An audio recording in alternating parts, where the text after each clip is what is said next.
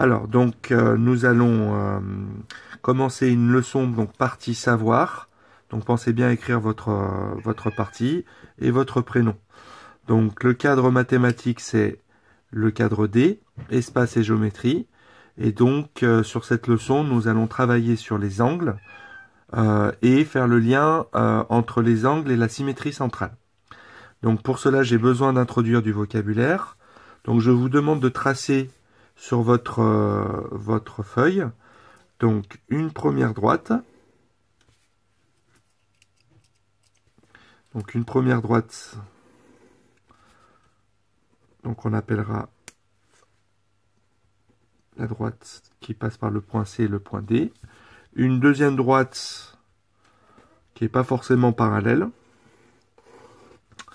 Donc on appellera la droite HF. Une droite, alors cette droite on l'appelle la droite séquente. Donc on appellera la droite EG. Et on dit que la droite qui passe par les points E et G est séquente à la droite CD et à la droite HF. Donc on a plusieurs angles possibles, on va les coder. Donc, alors j'ai oublié de mettre un point ici. Donc ici on a le point B, donc la droite EF EG est séquente à la droite CD au point B, et la droite EG est séquente à la droite HF au point A. Donc on a plusieurs angles. Donc un angle est toujours déterminé par un sommet, par exemple le sommet B, et par deux demi-droites qu'on appelle les côtés de l'angle. Donc là cet angle c'est l'angle CBA de sommet B, et de côté la demi-droite d'extrémité B passant par le point C, et le côté d'extrémité B, la demi-droite B d'extrémité B passant par le point A. Donc on le code de cette manière-là, donc par un petit... donc je vais mettre une couleur, par exemple en bleu.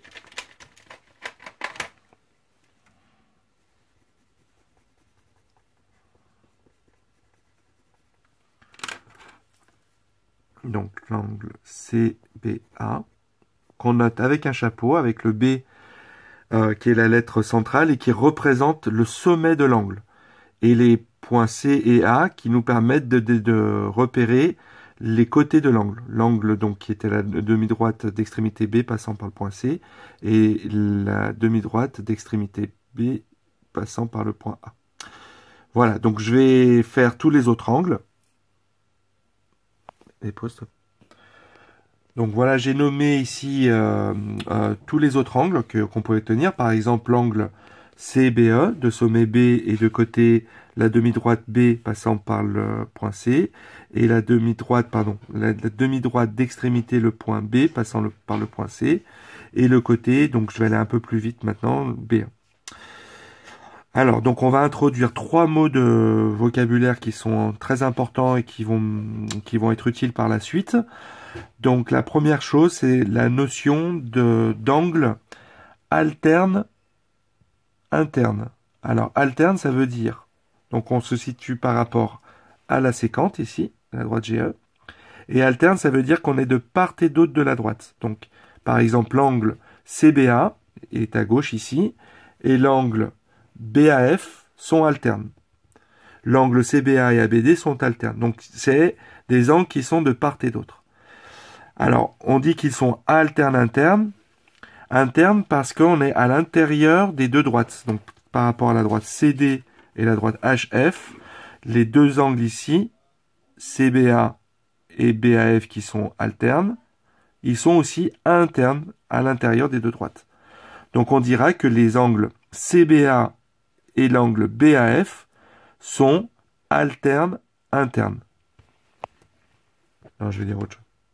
Alors, on peut remarquer, donc je répète, je l'ai écrit ici, les angles CBA et BF sont alternes internes. Donc ils sont de part et d'autre et à l'intérieur.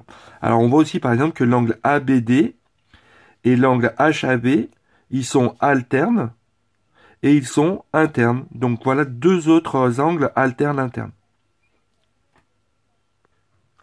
Donc là maintenant, je vais montrer deux angles dits alternes externes. Donc par exemple l'angle CBE, qui est en rouge ici, codé en rouge, et l'angle GAF.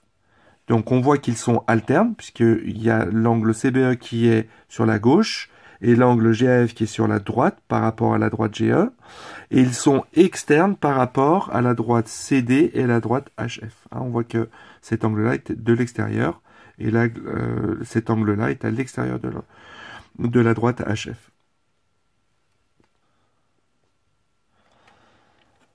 Alors, donc j'ai montré que l'angle CBE et l'angle GAF sont alternes externes. On voit aussi que l'angle EBD, l'angle bleu est codé en bleu, et l'angle HAG sont alternes externes. Voilà, donc deux autres paires. Alors là, je vais introduire un troisième mot de vocabulaire. Donc, quand on a deux angles qui sont du même côté d'une droite, par exemple CBE et CBA sont du même côté de la droite, HAB aussi et l'angle HAG, et que l'un des angles est externe et l'un des angles est interne, donc par exemple l'angle CBA et l'angle HAG, donc l'angle codé en bleu et l'angle codé en vert, ils sont dits correspondants.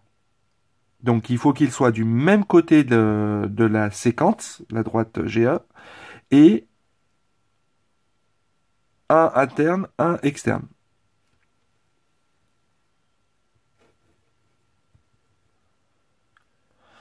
Voilà, donc j'ai écrit ici que les angles CBA et HAG sont correspondants. Donc on a plusieurs paires d'angles correspondants. Par exemple, on a l'angle HAB, donc celui-là, et l'angle CBE, celui-là. On a l'angle BAF, qui est correspondant avec l'angle EBD. Et enfin, on a l'angle ABD, l'angle qui est codé en rouge ici, qui est correspondant avec l'angle GAF. Alors, si on regarde l'angle CBA et on regarde B comme un centre de symétrie, alors l'image de l'angle CBA par la symétrie centrale de centre B, eh bien, ça va donner l'angle EBD. En effet, l'image du point A par la symétrie centrale de centre B est envoyée sur cette demi-droite. L'image du point C par la symétrie de centre B, elle est envoyée sur cette droite. Et l'image du point B par la symétrie centrale de centre B, ben c'est B lui-même. Donc ça, je le redis, l'image de l'angle CBA par la symétrie centrale de centre B, c'est l'angle EBD. Donc ça veut dire que ces deux angles-là, ils sont de même mesure. Donc on leur a donné un nom. On dit que ces angles-là sont opposés par le sommet. Donc CBA, l'angle CBA, est opposé par le sommet, ici le point B, de l'angle EBD.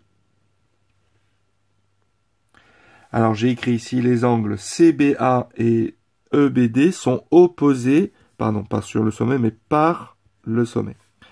Alors je vais montrer d'autres, donc je remontre ici, l'angle CBA et l'angle EBD, qui sont codés en bleu, sont opposés par le sommet. Et puis donc, il y a d'autres possibilités. Par exemple, l'angle CBE et l'angle ABD sont opposés par le sommet. L'angle HAG et l'angle BAF sont opposés par le sommet. L'angle HAB et l'angle GAF sont opposés par le sommet. Et par mon argument précédent, par la petite démonstration que j'ai fait à l'oral, ces angles-là, qui sont opposés par le sommet, sont de même mesure par un phénomène de symétrie centrale. Voilà, donc ces quatre définitions, ces quatre vocabulaires, mots de vocabulaire, sont à mémoriser pour la semaine prochaine. Bon courage, au revoir.